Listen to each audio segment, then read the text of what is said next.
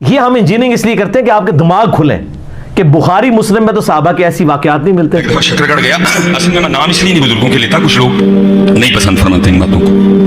मैं शकरगढ़ गया, बड़ी बाकमाल शख्सियत, बड़ी शफकत फरमाई और मुझे फरमाने लगे, बेटा इस बात का बड़ा ध्यान रखना, अल्लाह को अपनी मखलूक से बड़ा प्यार है। फरमाने लगे, जवानी में मैंने बड़ी मेहनत की और फिर अल्लाह ने मुझे फ़क्र अता फरमाया। देना तो हज़रत किसी के जरिए होता है ना, अल्लाह पीरो मुर्शिद के जरिए। फरमाते फ़क्र अता हुआ, उस आप पीरो मुर्शिद ने फरमाया अल्लाह की मखलूक की खिदमत करनी है। शकरगढ़ फरमाते हैं, चलो मिसाल के तौर पर जी आपकी पिंडी बैत थी, फरमाते हैं इतवार वाले दिन ना मैंने इरादा किया कि अपने पीरो मुर्शिद की ज़ियारत करने जाऊँ। फरमाते हैं शकरगढ़ से मैं सियालकोट आया, सियालकोट से मैं पिंडी वाली गाड़ी पे बैठा, गाड़ी जा रही थी, कहते असर की नमाज का वक्त आ गया।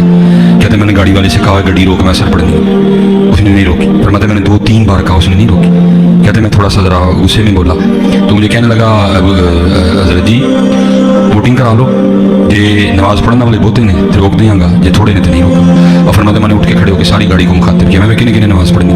कहते सिर्फ 3 बंदों ने मेरे साथ हाथ खड़े किए, टोटल हम 4 हुए, उसने गाड़ी नहीं रोकी। कहते फिर उन्होंने क्या फिर मैं क्या उन्हें मैं गाड़ी रोक के दसना। फरमाते फिर जो अता हुआ था मैंने गाड़ी रोक गई। कहते ने वो कंडक्टर भी ड्राइवर भी उतर के खड़ा हो, गड्डी की हुआ है।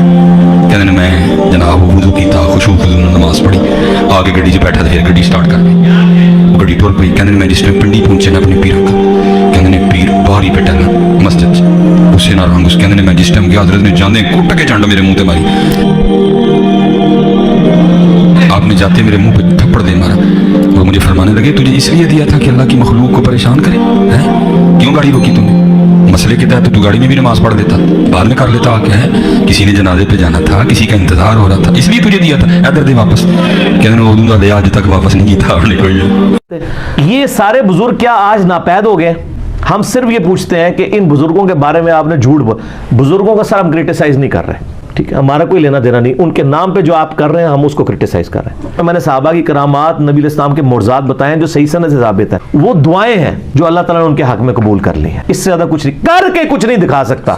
करके अगर कोई दिखा सकता है वो सिर्फ नबी होता है, और वो भी करता उस वक्त है जब अल्लाह ताला उसको इज़्ज़त देता है। वरना मैं आपको बताता हूँ, मुझे बताएं हज़रत मूसा अलैहिस्सलाम ने जब पहली दफा आसा फेंका, कुरान में आता है, तो क्या अल्फाज है, पीठ फेर के भागे जब वो अजदा बन गया। क्यों भागे? अगर उन्होंने खुद बनाया था फिर तो उन्हें भागना चाहिए था, उनको पता ही नहीं था ये हो जाएगा। जैसे छोटा बच्चा पहली दफा जब नींबू चाटता है तो क्या हालत होती है उसकी, या बच्चा छोटा जब पहली दफा माचिस लाता है वो डर जाता है, आग निकलती है, उसका पहला एक्सपीरियंस होता है। हज़रत मूसा अलैहिस्सलाम का ये पहला एक्सपीरियंस था, उसके बाद वो आम हो गया, जब भी होता था फेंकते थे। लेकिन जब वो बनी इसराइल को लेकर समुद्री झील के किनारे पहुंचे हैं, पीछे फिरौनी आ गए, आगे झील है, साथ ही फिर कहने शुरू मरवा देता है ना मूसा, आप परेशान हो गए। कुरान में आता है कि हज़रत मूसा भी खौफ खा गए, खीफतम मूसा।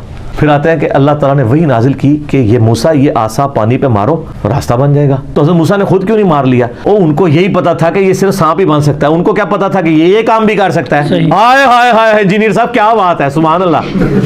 सर कुरान में से क्या क्या रिजल्ट निकल रहे हैं। वो डरे क्यों?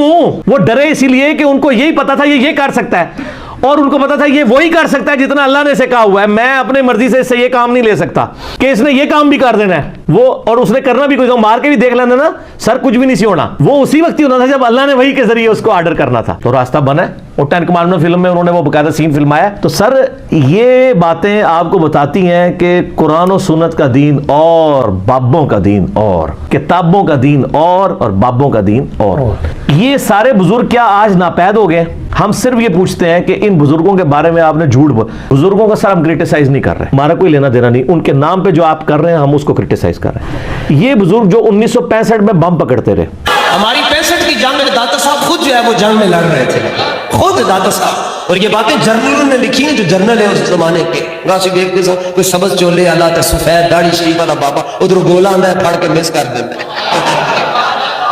तो पाकिस्तान के लिए जंग हो दाता साहब आ सकते हैं, नामूस रिसालत का मसला हो दाता साहब इधर लड़े रहेंगे। जब जरूरत आई कि पाकिस्तान में 10 साल तक खुदकुश हमले होते रहे, बुजुर्गों ने बम पकड़नी छोड़ दिए। नाराज हो गए क्या? आपको पता है ना, यही लाहौर वाले मजार के ऊपर बम हुआ, फटा, 55-60 लोग शहीद हुए। उस वक्त तो बुजुर्ग कोई काम नहीं आया कि जो अपनी कब्र से निकल के रावी के पुल पे बम पकड़ते थे, अपने मजार वाला बम नहीं उनसे पकड़ा गया। जाली, झूठ, सब झूठ है। अब कभी मैंने बताया मीडिया की वजह से कोई चीज कोई नहीं करके बता सकेगा, क्योंकि पहले भी कोई नहीं था, मशहूर किया हुआ था उन्होंने, क्या कुछ नहीं करके। वो जी बुजुर्गा ने कराची वाला समुद्र रोके है, और कराची की सारी सीवरेज बाहर आ जाती बारिश के अंदर, वो नहीं रोकी जा रही। समुद्र से तो सीवरेज रोकना आसान काम है ना। अल्लाह ना करे समुंदर आ जाए, मैं तो डरदा वहां, डरना तो मैं मतलब बदवा भी दे जाए कि एक बार चढ़े तो पता लगे कि रुकता है कि नहीं रुकता। तो सर ये, और बल्कि मुझे ये जब सारे धमाके हुए ना, तो मुझे एक बंदे ने टेक्स्ट मैसेज किया कि आज प्रेस क्लब के सामने एहतजाज होगा औलिया अल्लाह के मज़ारात की हिफाजत के लिए। मैंने कहा देखो, मैंने उसको फिर जवाब लिखा, मैंने कहा कल तक तो औलिया अल्लाह आपकी हिफाजत करते थे, आज आप उनकी हिफाजत के लिए निकल खड़े हुए हैं, तो अब इन औलिया का क्या करना है आपने। तो फिर मैंने उसके साथ लिखा कि आप प्रेस क्लब के सामने एहतजाज की बजाय ना इन मज़ारों के ऊपर एहतजाज करें कि सर की हो गया, कितने रह गए हो, उड़ते साढ़े नक्कू बाग के मुंह पै गई है, ठीक है ना। अच्छा, ये बातें अल्लाह के लिए आप नहीं करेंगे, क्योंकि अल्लाह का कहीं दावा नहीं है। अल्लाह ने तो अपने सामने खाने काबे पे चढ़ाई होते भी देखी है यजीद के मसले में, और हुसैन को शहीद होते भी देखा है। दुनिया बकदरे एफर्ट है, लेकिन आपका बुजुर्गों के बारे में ये दावा है। दाद पकड़े छुड़ाए मोहम्मद, ते मोहम्मद दे पकड़े छुड़ा कोई नहीं सकता।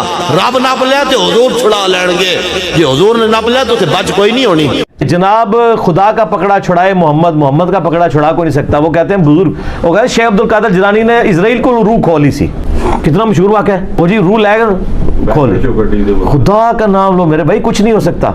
मैं इस पे एक छोटी सी इंजीनियरिंग कर देता हूँ। हजरत जुंदुब एक सहाबी थे, वलीद बिन जो उकबा था, जो हजरत उस्मान की तरफ से कूफे का गवर्नर था, उसने कूफे की जामे मस्जिद में ना वो मदारी भी बुलवा के तमाशा भी करवाता था, ठीक है। तो एक दिन उसने एक जादूगर बुलवाया हुआ, जो जिसका क्लेम था कि मैं गधे के मुंह की तरफ से दाखिल होके उसके इखराज वाली जगह से बाहर निकल के दिखाऊंगा, मैं मुर्दे को भी जिंदा कर दूंगा। ये वाकया इमाम अली अलैहिस्सलाम, एक फिल्म बनाई है ईरान वालों ने हजरत अली के जिंदगी के आखिरी 10 साल के ऊपर, और जिसमें हजरत उस्मान के भी यानी वो 4-5 साल खिलाफत के आखिरी बनते हैं, उसमें उन्होंने ये फिल्माया है वाकया।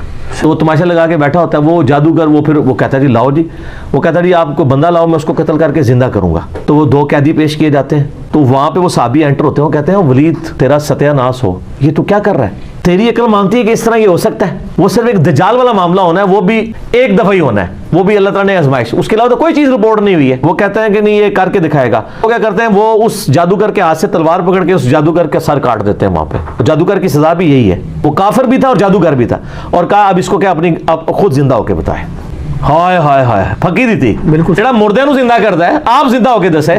तो सर अगर ये सारे बुजुर्ग जो मुर्दों को जिंदा करने वाले दावे हैं, आप ये बुजुर्ग हमारे सामने ले आए, हम उनको शहादत के रुतबे तक पहुंचाएंगे, पहले स्टाम्प पेपर में उनसे लिखवाएंगे कि हम आपको शहादत शहीद इसलिए करने लगे हैं कि आप तो लोगों के मुर्दे जिंदा कर सकते हो, आप खुद भी जिंदा होगे उठ जाओगे, तो आप हमें इजाजत दें ताकि कल को हमें जुडिशरी में तारीखें न भुगतनी पड़े।